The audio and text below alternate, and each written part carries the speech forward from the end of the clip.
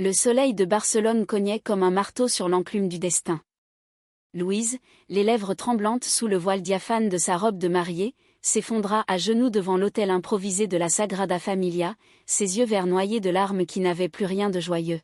« Gabriel, mon amour, avant que tu ne dises oui, sache que j'ai vendu mon âme pour te sauver. Et que c'est elle qui a payé le prix. » La foule, figée dans un silence de cathédrale, retint son souffle tandis que le vent catalan portait l'écho de cette confession comme une malédiction antique.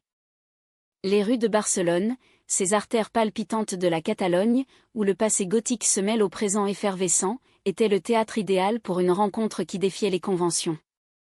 C'était l'été 2022, et Louise, fraîchement diplômée de l'école des Beaux-Arts de Paris, avait fui la rigidité des ateliers parisiens pour les couleurs vives de la Costa Brava. À 25 ans, elle était une silhouette élancée, aux cheveux châtains coupés en un carré asymétrique qui soulignait son profil aquilin, hérité d'une lignée de bretonne têtue. Ses yeux verts, perçants comme l'absinthe, cachaient une sensibilité à fleur de peau, celle d'une artiste qui peignait des nus féminins avec une tendresse interdite dans les cercles conservateurs de sa famille. Elle logeait dans un petit appartement du quartier de Gracia, un labyrinthe de ruelles pavées où les balcons débordaient de géraniums rouges et où les conversations en catalan se mêlaient aux rires d'enfants. Louise était venue ici pour respirer, pour échapper à l'ombre de son père, un notaire parisien aux moustaches impeccables qui voyait en elle une extension de sa propre respectabilité. « Tu dois te marier, Louise. » Un homme convenable, pas ses fantaisies d'artiste.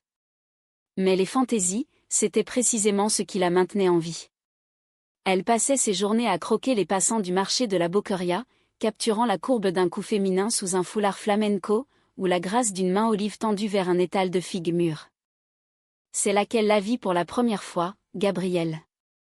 30 ans, une beauté andalouse transplantée à Barcelone, avec des boucles noires comme la nuit de Grenade qui cascadait sur ses épaules nues. Sa peau, hâlée par des générations de soleils ibériques, contrastait avec le blanc éclatant de sa robe d'été légère, qui épousait ses formes généreuses sans ostentation. Gabriel tenait un stand de bijoux artisanaux, des colliers en argent martelé ornés de pierres semi-précieuses qu'elle forgeait elle-même dans un atelier exigu du Raval. Ses yeux bruns, profonds comme les oliveraies de son enfance, brillaient d'une intelligence vive, forgée dans les livres de Lorca et les chansons de Rosalia de Castro, qu'elle murmurait en catalan approximatif pour charmer les touristes. Louise s'approcha, un carnet de croquis à la main, feignant l'intérêt pour un pendentif en forme de croissant de lune. « C'est inspiré de la Alhambra ?» demanda-t-elle en français teinté d'un accent parisien chic. Gabriel releva la tête, un sourire espiègle aux lèvres. « Non, de la lune qui voit tout et ne juge rien. »« Et vous, mademoiselle l'artiste, que cherchez-vous vraiment ?» Leur regard se croisa, et ce fut comme si le marché entier s'effaça, le brouhaha des vendeurs de chorizo, les cris des mouettes au-dessus du port, tout se fondit en un silence complice. Louise acheta le pendentif, mais ce qu'elle emporta ce jour-là, ce fut le numéro griffonné sur un bout de papier, et la promesse d'un café au café de l'Académia, ce havre caché dans le baril gothique.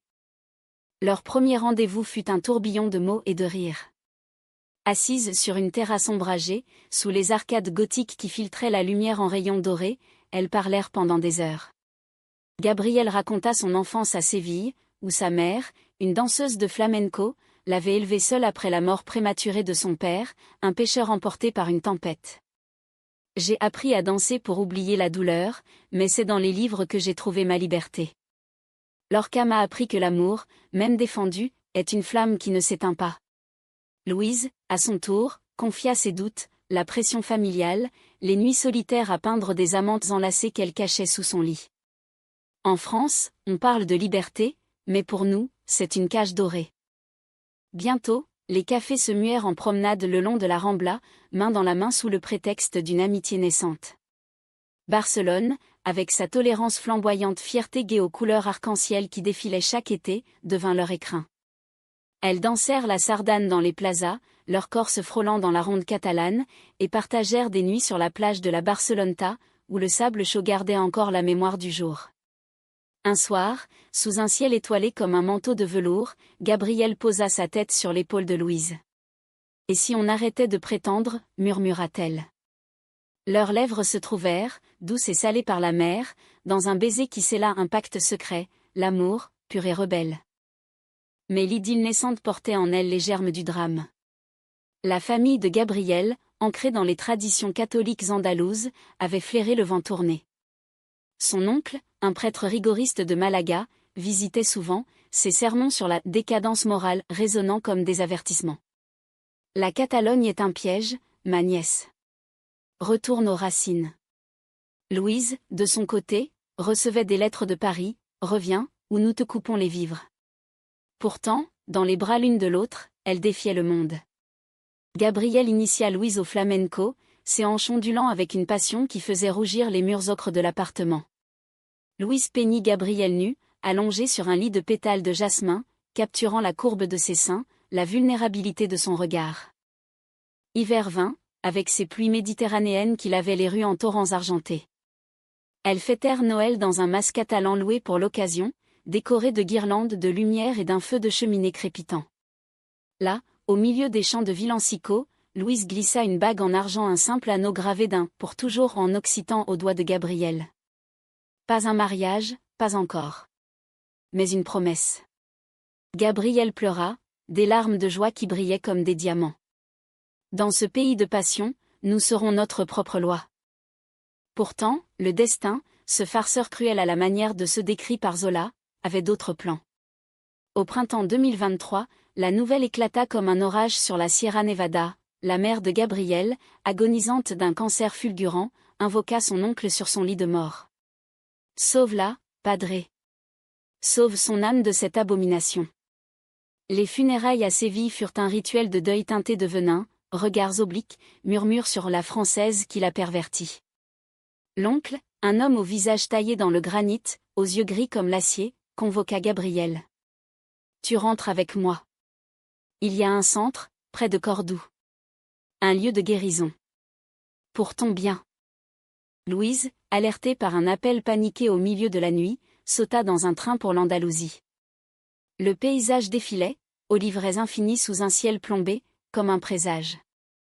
À la gare des Alcazars de San Juan, elle trouva Gabriel, les yeux rougis, un billet pour le centre de retraite spirituel de la Sierra serré dans sa main. « C'est pour un mois, mon amour. Juste pour apaiser la famille. Ils paieront pour mon atelier, pour notre avenir. » Mais Louise vit la peur dans son regard, cette fêlure qui rappelait les camps de conversion dont on chuchotait en Europe, ces enclaves obscures où l'amour était un péché à extirper par la prière et la privation. « Ne va pas, Gabriel. C'est une prison. Mais l'amour, parfois, est un sacrifice. » Gabriel embrassa Louise une dernière fois, un baiser fiévreux sous la pluie fine. « Pour nous. Attends-moi. » Le train emporta Louise vers le nord, le cœur serré comme un poing. Les jours suivants furent un supplice, lettres censurées, appels coupés. Puis, le silence. Un mois passa, puis deux. Louise erra dans Barcelone hantée, peignant des toiles sombres où des silhouettes féminines se noyaient dans des vagues noires. Elle contacta des associations, des lignes d'aide pour les survivants de thérapie de conversion. C'est illégal en Espagne, mais ces centres clandestins persistent, cachés dans les montagnes. La nuit du 3e mois, un appel, la voix de Gabriel, brisée, un murmure. « Louise. Ils m'ont brisée. Mais je suis sortie. Rentre, mon amour. Nous nous marierons. » Le soulagement fut un baume, mais teinté d'ombre. Gabriel revint, amaigri, ses boucles ternes, son rire forcé. « C'était dur, mais j'ai tenu. Pour toi. » Elles reprirent leur vie, mais une fracture invisible s'était ouverte. Gabriel évitait les caresses prolongées, se réveillait en sueur de cauchemar. Louise, sentant le mensonge, fouillait les nuits, mais l'amour l'aveuglait. L'été 2024 apporta une illusion de renaissance. Barcelone, dans sa splendeur païenne, semblait conspirer pour les unir, festival de la Mercé avec feux d'artifice qui illuminaient la mer comme des promesses, marché aux puces du Raval où elle chassait des antiquités pour leur futur foyer. Louise, promue assistante dans une galerie d'art moderniste, exposa ses toiles des abstractions lyriques inspirées de leur amour, des courbes roses et or qui évoquaient des corps enlacés sans jamais les nommer explicitement. Gabriel relança son atelier, forgeant des bijoux plus audacieux, des anneaux entrelacés symbolisant des unions défendues, vendus à des couples comme elle, dans les boutiques LGBTQ+ de l'Exemple. Elles parlèrent mariage pour la première fois lors d'une escapade à Sitges, cette perle gaie de la côte, où les plages nudistes bruissaient de liberté. Allongées sur le sable chaud, les vagues léchant leurs orteils, Gabrielle traça des cercles sur le ventre de Louise. Et si on le faisait? Officiellement. L'Espagne nous le permet depuis 2005, mais pour nous, ce serait une révolution. Louise, le cœur gonflé, acquiesça. À la Sagrada Familia. Gaudí, ce génie païen, bénirait notre union. Elles imaginèrent la cérémonie, robe blanche fluide, un chœur chantant des airs de Falla, des amis catalans et parisiens mêlés en une tapisserie multicolore. Mais sous cette joie, le poison du passé suintait. Gabrielle avait des crises, des nuits où elle se recroquevillait, murmurant des prières à prise de force, des Ave Maria qui n'appartenaient pas à son âme. Louise, patiente comme une sainte laïque, la berçait, ignorant les cicatrices invisibles. Un soir, lors d'une fête au Poble Sec, une bouteille de sangria trop généreuse délia les langues. Une amie, une militante trans nommée Carla, posa la question fatidique, GAB, et ce quand? Tu n'en parles jamais. C'était quoi, exactement? Gabrielle pâlit, son verre tremblant. Rien. Une retraite spirituelle. Des prières, du jeûne. Pour guérir mon deuil. Mais ses yeux trahissaient le mensonge, et Louise, sentant la faille, n'insista pas. Pas encore. La préparation du mariage devint leur encre. Elles choisirent un traiteur andalou pour les tapas épicés, un photographe français pour capturer l'essence romantique à la Doisneau. Les invitations partirent, pour Louise, sa sœur aînée, une avocate libérale qui haïssait leur père autant qu'elle, pour Gabrielle, une cousine tolérante de Séville, et même, par défi, une lettre à l'oncle prêtre non pas pour l'inviter, mais pour l'informer. Nous nous marions le 15 juin 2025. Prie pour nous, si tu oses. La réponse fut un silence assourdissant, mais Gabrielle, dans un sursaut de défi, porta la bague de Louise comme un talisman. Pourtant, les ombres s'allongeaient. Des rêves hantés, Gabrielle revivait le camp, ses murs blancs de Cordoue, le désert aride qui étouffait les cris. Le centre de retraite, un ancien monastère reconverti, n'était pas ce qu'il prétendait. Dirigé par des fondamentalistes catholiques, il opérait dans une zone grise légale, promettant guérison spirituelle pour les âmes perdues. Gabrielle y était arrivée brisée par le deuil, vulnérable. Les premiers jours, prières collectives, confession forcée où elle dut avouer son péché, cet amour pour Louise, qualifié d'abomination biblique. Puis, les thérapies, sessions des aversions soft, des vidéos hétéronormatives projetées en boucle, des jeûnes qui affaiblissaient le corps et l'esprit. Mais le vrai cauchemar fut l'isolement.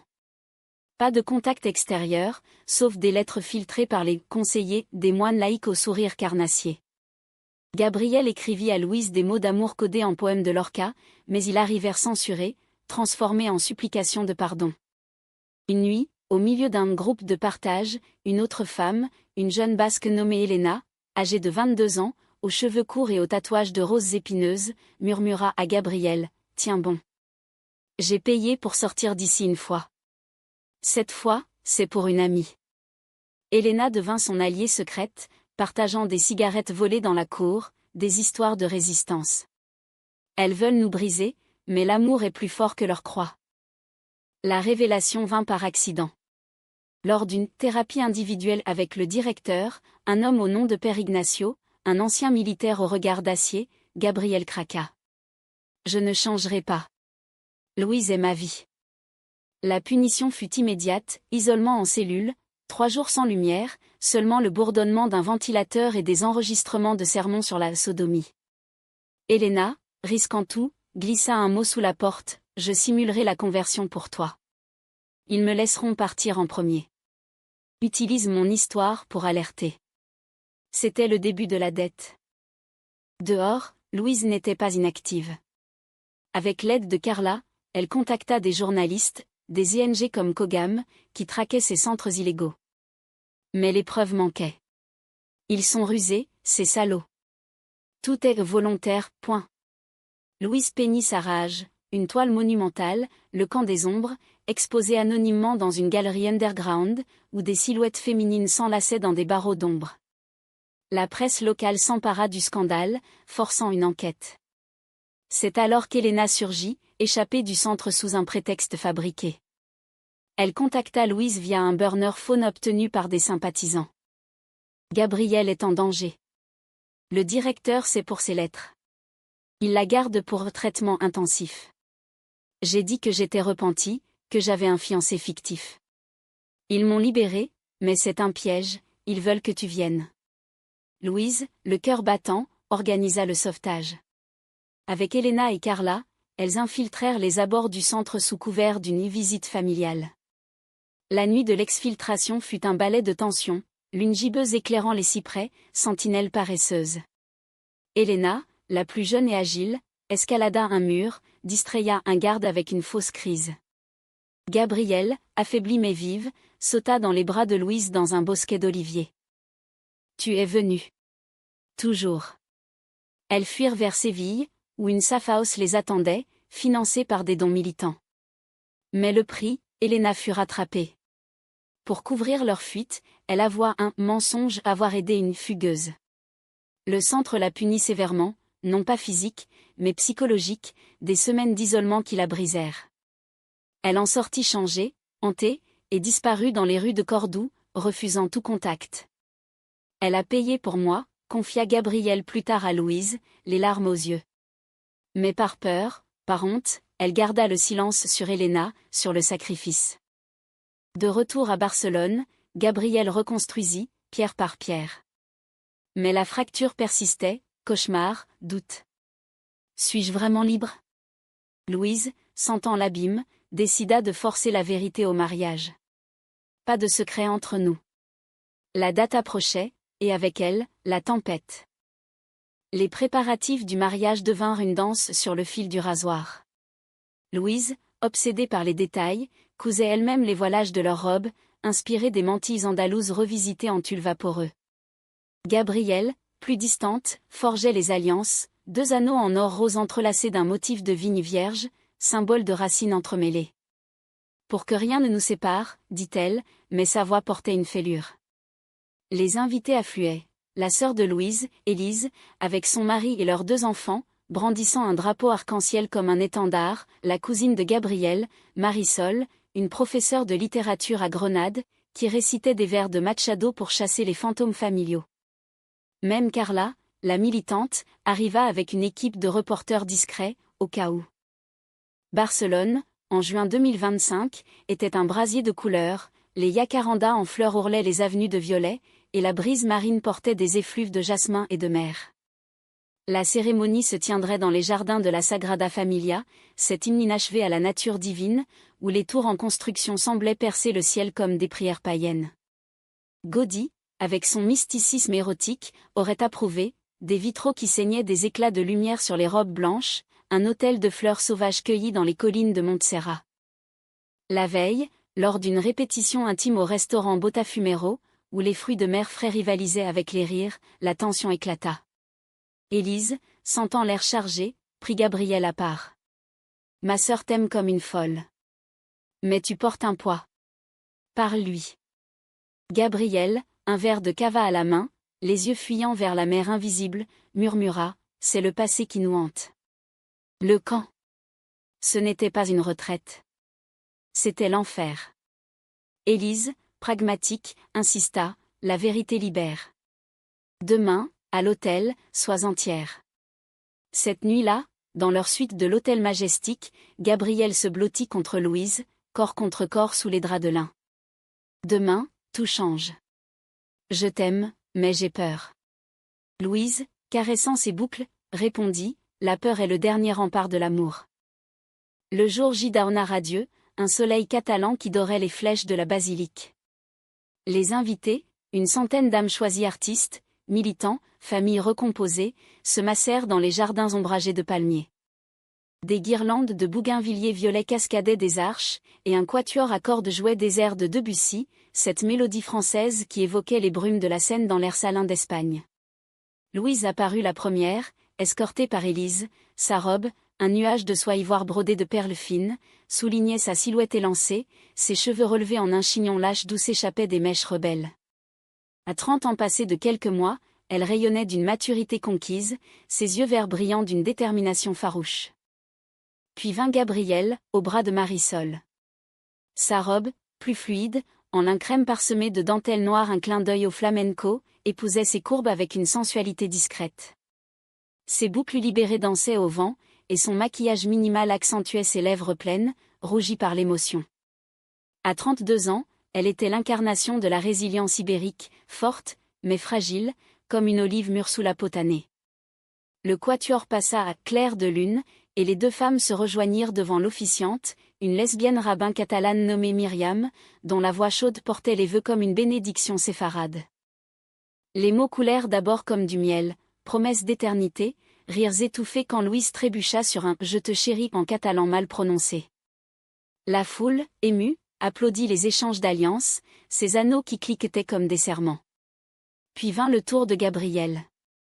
Elle prit la main de Louise, la serra fort, et son regard brun plongea dans le verre de l'autre. « Louise, mon amour, ma muse, ma flamme dans la nuit andalouse. » Sa voix chevrota, et soudain, les mots jaillirent comme une digue rompue. « Mais avant que tu ne m'appartiennes pour toujours, sache la vérité. » Le camp de conversion n'était pas une retraite.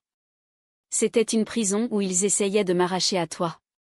Des prières forcées, des mensonges pour briser l'âme, des nuits où je hurlais ton nom dans le noir. Un murmure parcourut l'assemblée, comme un vent dans les pins. Louise, pâle, murmura « G.A.B. » Mais Gabriel continua, les larmes coulant librement. « J'ai tenu grâce à Elena. » Une jeune femme, une basque de 22 ans, aux yeux farouches et au cœur de lionne. Elle a feint la soumission pour me couvrir, a risqué tout pour que je fuie. Et quand ils nous ont pourchassés, c'est elle qu'ils ont prise. Elle a payé pour moi, Louise. Des semaines d'isolement, de tourments psychologiques qui l'ont laissée briser. Elle a disparu après, et je porte sa dette comme une croix. Le silence était de plomb. L'officiante, Myriam, posa une main sur l'épaule de Gabriel. La vérité est le plus beau vœu.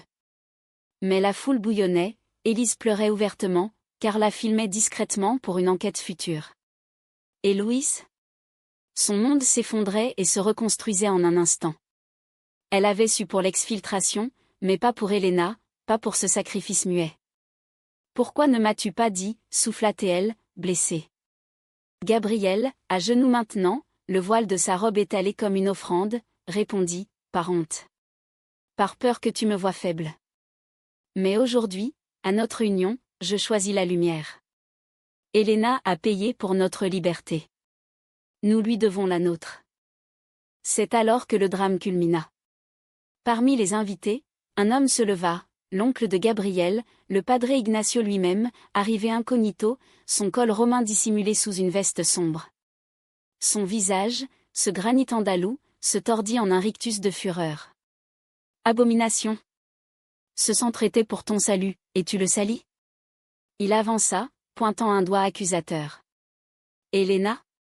Cette traîtresse a été renvoyée pour hérésie. Elle errait les rues de Cordoue, folle, jusqu'à ce que... Il s'arrêta, mais le mal était fait. Gabriel se dressa, une furie flamenco dans les veines. Jusqu'à ce que quoi ? Tu l'as brisé, oncle. Ton centre est un crime contre l'humanité.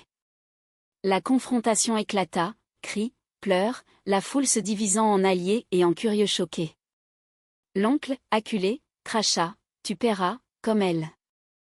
Louise, tirant Gabriel en arrière, hurla, assez. C'est notre jour. Mais le mal était lâché. La police, alertée par Carla, intervint discrètement, emmenant l'oncle pour trouble à l'ordre public. Le mariage, suspendu dans un chaos émotionnel, devint une catharsis collective. Myriam reprit le micro, l'amour vrai affronte les ténèbres. Voulez-vous continuer ? Les deux femmes, enlacées, yeux dans les yeux, acquiescèrent. Oui, dirent-elles d'une voix, et le « je vous déclare unis » résonna comme un triomphe. Les jours suivant le mariage furent un tourbillon de guérison et de justice. Barcelone, fidèle à sa réputation de ville miracle, enveloppa le couple dans un cocon de solidarité. Les invités, transformés en une famille élargie, organisèrent une réception improvisée sur la plage de Bogatel, paella géante cuite sur des feux de camp, danse endiablée au son de guitare flamenca, et des toasts à Elena, cette ombre bienveillante. Louise et Gabriel, encore secoués, dansèrent pieds nus dans le sable, leurs robes tachées de sel et de larmes séchées. « Nous sommes entières maintenant », murmura Louise, sa tête sur l'épaule de Gabriel. La vérité nous a libérés. Mais le passé, comme un vin aigre, laissait un arrière-goût. L'oncle Ignacio fut arrêté, l'enquête de Kogam, boostée par les témoignages de Gabriel et les enregistrements de Carla, révéla le réseau clandestin du centre. Des survivantes émergèrent, dont une Elena fragile, retrouvée dans un refuge de Malaga. À 30 ans non, 23 maintenant, marquée par les épreuves, elle avait les cheveux rasés par le stress, des yeux creux mais un sourire timide. « Je ne regrette rien. Votre amour m'a sauvée, en retour. » Lors d'une rencontre émouvante à Grenade, sous les arches de l'Alhambra où les fontaines chantaient des romances morts, Elena confia son histoire, orpheline, attirée par une femme plus âgée, envoyée au camp par une communauté basque conservatrice. « J'ai vu en Gabriel ma sœur perdue. Payer pour elle, c'était racheter ma propre âme. » Gabriel, en larmes, l'étreignit. « Tu es notre ange gardien. » Ensemble, elles portèrent plainte collective, transformant leur douleur en armes. Les médias espagnols, puis français, s'emparèrent de l'affaire, le scandale des camps cachés, avec des portraits de Louise et Gabriel comme icônes de résilience. Louise exposa une nouvelle série, Écho d'ombre, d'étoiles où des femmes s'élevaient de ténèbres en lumière, Elena modélisant pour une silhouette androgyne aux tatouages effacés. Gabriel forgea un pendentif commémoratif, un oiseau phénix en argent, dont les ventes financèrent un fonds pour les survivantes. Leur lune de miel fut un pèlerinage, d'abord Séville, pour honorer la mère de Gabriel dans une cathédrale repentante, puis Paris, où Louise présenta Gabriel à sa famille fracturée. Le père, ce notaire aux moustaches grises, les reçut dans son appartement haussmannien, les lèvres pincées. C'est contre nature. Mais Élise, alliée farouche, riposta, l'amour est la seule nature, père. Gabriel, avec sa grâce ibérique, offrit un collier à la mère aigrie, pour les liens qui guérissent. Une trêve fragile s'installa, semence d'un pardon futur. De retour en Catalogne, elles s'installèrent dans une masse près de Girona, un havre de pierre ocre entouré de vignes. Là, l'amour s'épanouit en routine sacrée, matin où Louise peignait au lever du soleil, Gabriel forgeant à ses côtés, soirée de lecture partagée, Lorca alternant avec Proust, ces géants qui avaient chanté l'amour interdit. La trahison du passé, ce silence de Gabriel, cette dette d'Elena devint le ciment de leur union. Nous avons survécu à l'enfer pour cela, disait Gabriel, traçant des motifs sur la peau de Louise. Un an plus tard, en 2026, le centre fut démantelé, ses dirigeants jugés pour maltraitance psychologique. Elena, rétablie, ouvrit un atelier d'art-thérapie à Bilbao, où des femmes comme elle guérissaient par la création. Elle envoya une lettre, « Votre révélation m'a rendue entière. Merci d'avoir payé en portant ma voix. » Gabriel la relut à Louise lors d'un anniversaire, sous les étoiles de la Costa Brava. Le destin est un cercle vicieux, mais l'amour le brise. Et ainsi, dans l'Espagne du Sud, où les passions bouillonnent comme le gazpacho en été, Louise et Gabriel vécurent. Pas un conte de fées sans épines, mais une épopée humaine, cas d'amour profond, de cicatrices honorées, de romances tissées dans le tissu du monde. Leur mariage, né dans le chaos d'une confession, devint légende, un rappel que l'amour lesbien, comme tout amour vrai, est une rébellion poétique, un acte de grâce face à la cruauté des hommes. Et dans leurs yeux, verts et bruns entrelacés, brillait l'éternité d'une France d'âme en terre d'Espagne.